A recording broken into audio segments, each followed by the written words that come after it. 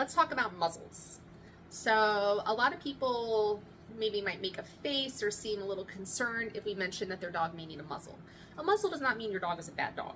People use muzzles for all sorts of reasons. They use muzzles if their dogs won't stop maybe looking at a suture, if they're picking up everything that they see and they want to eat it, if they're constantly nipping or chewing on you, and if they're also acting aggressive or you're afraid they might be aggressive. Because here's what happens. If your dog is mouthy or your dog is dominant and you try to make your dog do something, I'll give you a very easy example. You're trying to make them sit. They won't sit. And you're trying to push their butt down and they turn around and they snap at you. The moment they snap at you, human nature is to withdraw. The moment you do this, the dog goes, oh, okay, so I have the power. I'm the one in charge. And they will continue to use their mouth to control things. This is not what we want. The moment you get tense, they understand that and they pick up on it. So I'm going to give you another example. You're walking a dog who is leash reactive and they go nuts anytime they see another dog. Here you go up the street, you see that other dog, you hone in and you think, oh my goodness, here we go.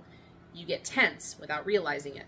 That tension goes through the leash to your dog gets on guard, and they're going to continue to be reactive. Now, let's say you have a muzzle on your dog. Now you're walking up the street, you see that other dog, and you go, oh, there's no way my dog can do anything. You should be instantly calmer, and that calm energy should go through the leash to your dog. So all this does, it just takes away the power of their mouth to keep the handler calm and to keep the dog and other people or dogs safe. So how do you get this on your dog? What you do is, peanut butter is what we prefer if you have peanut butter. You take a little bit of it, you put some on the inside, you smear it around, and you show it to your dog. They're going to stick their muzzle right in there and they're going to start licking it. When they're licking it, you fasten it on nice and snug and you pet them and you love on them. Good boy, good girl. You praise them while they're licking off the peanut butter.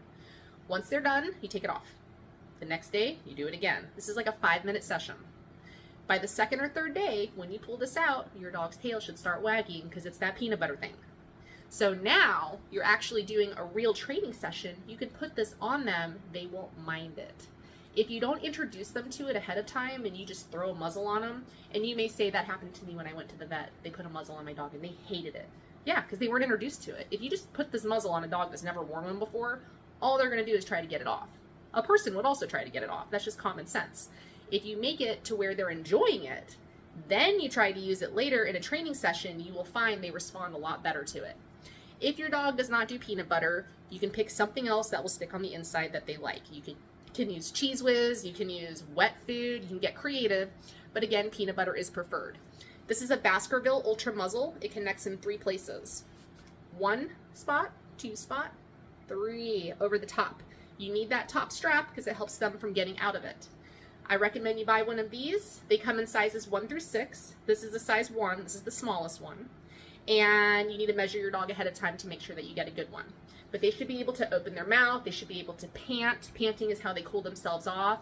Basket muzzles are the best way to go. You don't want a Velcro muzzle where their snout is still sticking out the tip of it, because they can still snap at you. They can still bite you. If you make it really tight so they can't, well, now they can't pant, and they need to be able to pant.